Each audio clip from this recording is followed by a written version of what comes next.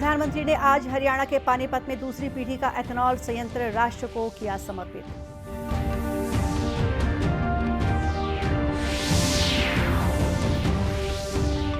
प्रदेश की कई जगहों पर पिछले 2 दिनों से हो रही बारिश के कारण जनजीवन हुआ प्रभावित।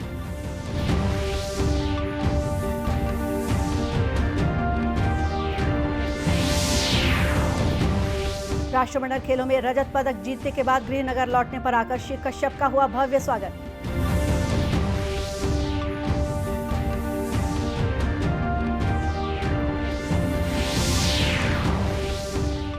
और रक्षाबंधन के पहले बाजारों की रौनक बढ़ी। राखी, मिठाइयां और उपहारों से सजा हुआ है बाजार।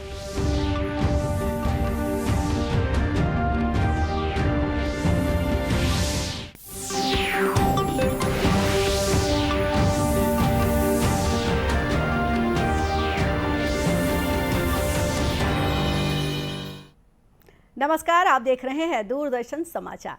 मैं हूं गोपा सान्याल और अब समाचार विस्तार से।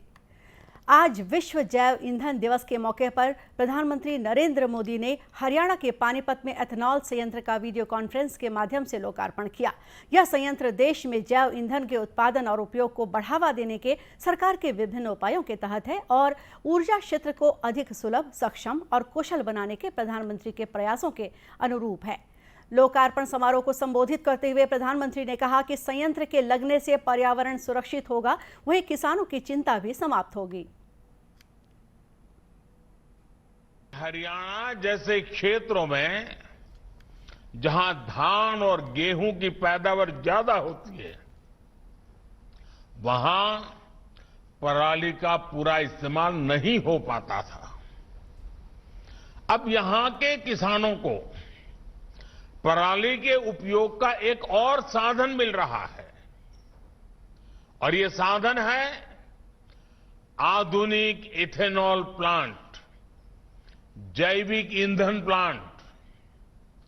पानीपत के जैविक ईंधन प्लांट से पराली का बिना जलाए भी निपटारा हो पाएगा और इसके एक नहीं, दो नहीं, बल्कि कई सारे फायदे एक साथ होने वाले हैं। दूसरी पीढ़ी के इस एथेनॉल संयंत्र का निर्माण भारतीय तेल निगम लिमिटेड ने 900 करोड़ रुपए से अधिक की लागत में किया है। यह परियोजना कचरे से कंचन उत्पादित करने के भारत के प्रयासों में एक नया अध्याय जोड़ेगी।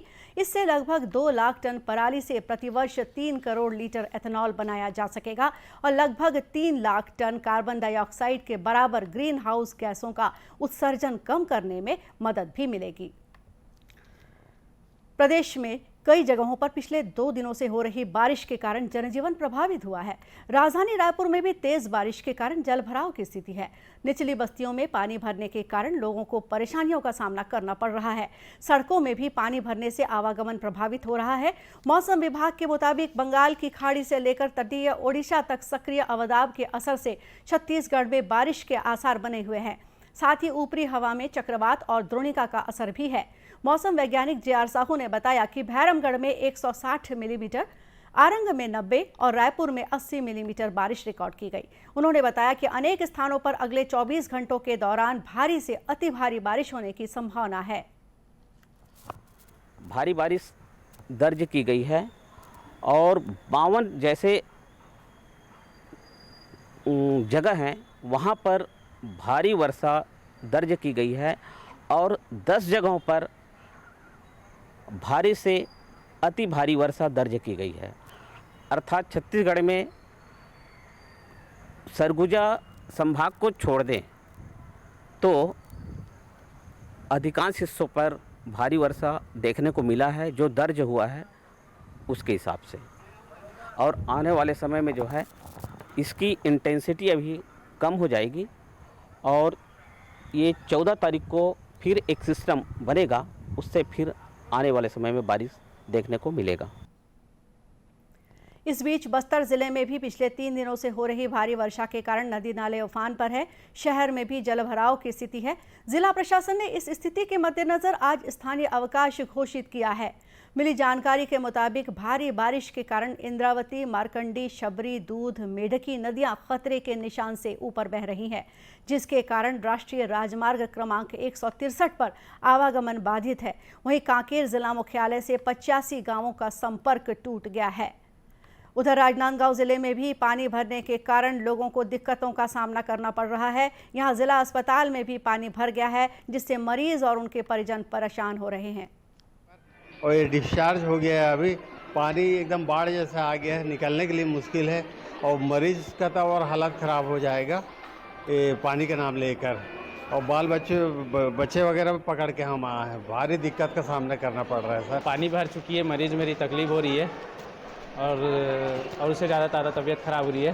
मरीजों को परेशानी जा रही है हम लोग को आने जाने में अस्पताल में। देश की वार्ड में आन हमन है, देश के होए लड़की है वहाँ आए हम और वो पूरा पानी भर गए तो मरीज लोग कैसे करबो। न यहाँ कोई देखैया आते न कोई सुनैया आते। जलाशयों में जल स्तर बढ़ने के कारण लगभग 62,000 क्यूसेक पानी शिवनाथ नदी में छोड़ा गया है। आज़ादी के अमृत महोत्सव के तहत आज रायपुर में भारत तिब्बत सीमा पुलिस बल और वन विभाग ने मैराथन प्रतियोगिता और तिरंगा यात्रा का आयोजन किया। कार्यक्रम के दौरान लोगों को तिरंगा के महत्व के बारे में जानकारी दी गई। ऊर्जा पार्क से शुरू होकर यह मैराथन वीआईपी रोड तक निकाली गई। 41 बटालियन को 2 पुरस्कार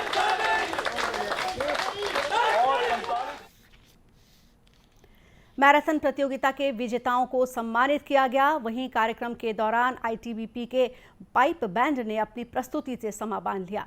इसके अलावा इंदिरा कला संगीत विश्वविद्यालय के विद्यार्थियों ने भी मंत्रमुग्ध करने वाली प्रस्तुतियां दी।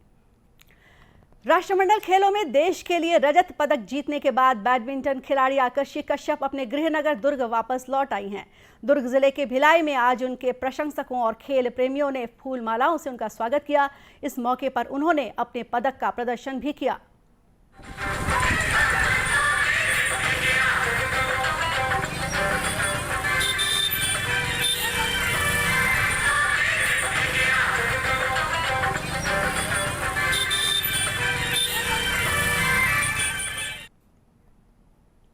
आकर्षि ने मीडिया से बातचीत करते हुए कहा कि वे और बेहतर प्रदर्शन के लिए मेहनत करेंगी ताकि स्वर्ण पदक प्राप्त कर सके। गौरतलब है कि राष्ट्रमंडल खेलों में भारत ने कुल 61 पदक जीते, जिनमें 22 स्वर्ण, 16 रजत और 23 कांस्य पदक शामिल हैं। और आइए इस संबंध में और अधिक जानकारी लेते हैं बैडमिंटन खिलाड़ी आकर्षि कश्यप से। हेलो हेलो आकर्षि जी, आपका दूरदर्शन समाचार में स्वागत है। थैंक यू, धन्यवाद। ये राष्ट्रमंडल खेलों में आपने जो उपलब्धि हासिल की, देश के नाम रजत पदक आपने हासिल किया, तो ये अपने आप में बहुत बड़ी उपलब्धि है और इसके लिए दूरदर्शन समाचार की ओर से हम आपको बधाई देते हैं और जानना चाहेंगे कि कैसा अनुभव रहा आपका। सबसे पहले बहुत बहुत शुक्रिया आपका। और मेरा मेरा पहला राष्ट्रमंडल खेल था जी, तो काफी ज्यादा मैं एक्साइटेड थी। बिल्कुल।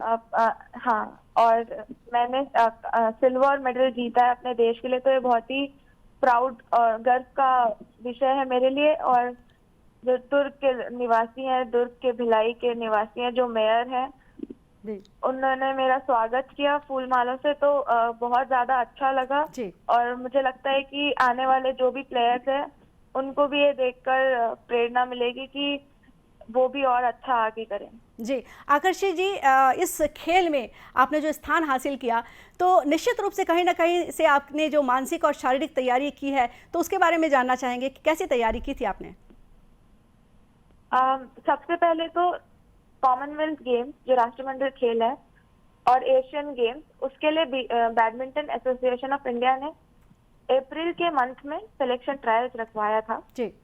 तो उस सिलेक्शन ट्रायल्स में देश के टॉप 16 लड़कियों का नाम था और उसमें से सिर्फ एक ही लड़की का सिलेक्शन होना था जी।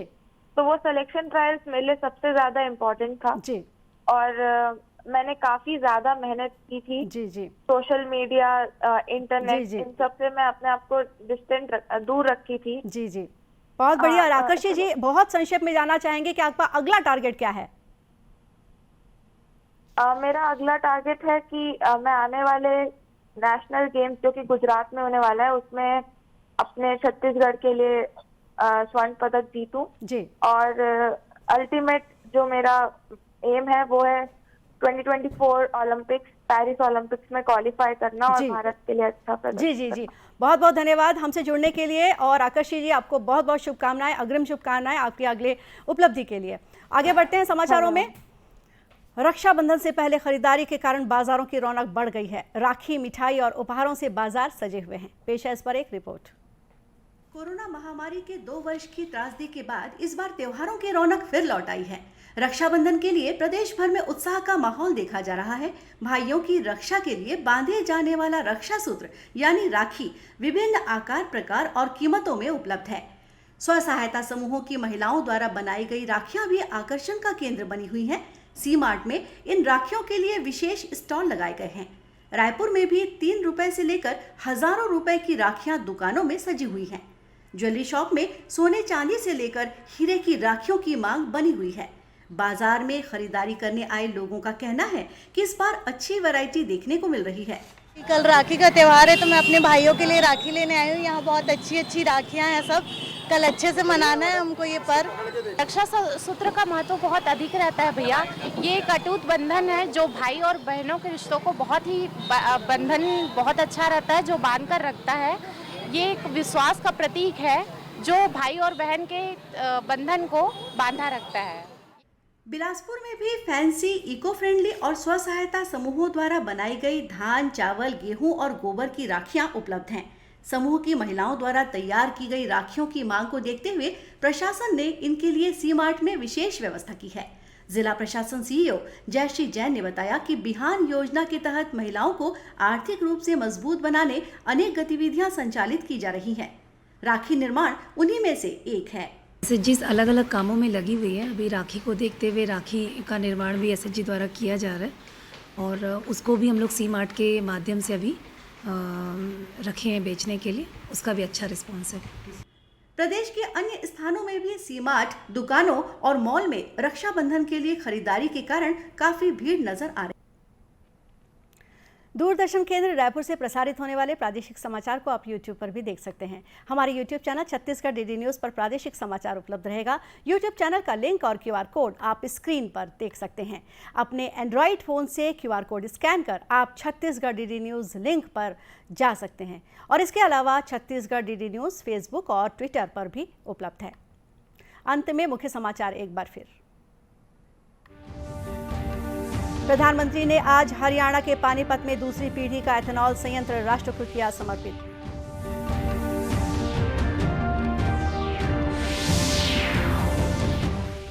प्रदेश के कई जगहों पर पिछले 2 दिनों से हो रही बारिश के कारण जनजीवन हुआ प्रभावित।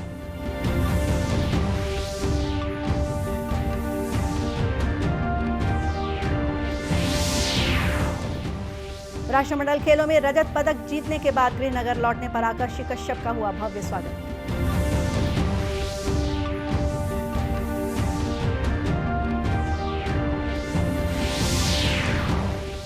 और रक्षाबंधन के पहले बाजारों की रौनक बढ़ी। राखी, मिठाइयां और उपहारों से सजा हुआ है बाजार।